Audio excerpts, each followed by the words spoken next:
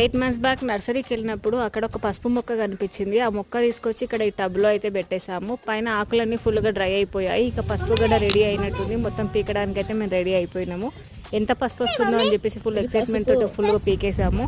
అక్క ఫుల్గా కష్టపడుతుంది, అది చాలా గట్టిగా అయిపోయింది. ఇక అక్కకు చేత కావట్లేదు అని చెప్పేసి ఇంకా మన చేతి పడాల్సిందే అని చెప్పేసి అక్కని లేపేసి కొంచెం వాటర్ అయితే ఫుల్గా టబ్లో పట్టేసి నేను పీకడం అయితే స్టార్ట్ చేసేసాను.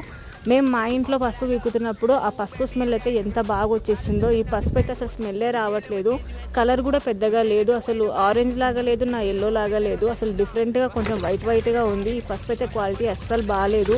వాడు నర్సరీ వాడు మమ్మల్ని మోసం. మా ఇంట్లో పసుపు వీడియో నేను పెట్టాను కదా, అది ఎంత పసుపు వచ్చిందో. అసలు ఇక్కడైతే అసలు పసుపు చాలా తక్కువ వచ్చింది, అందులోనూ అసలు బాగాలేదు కూడా.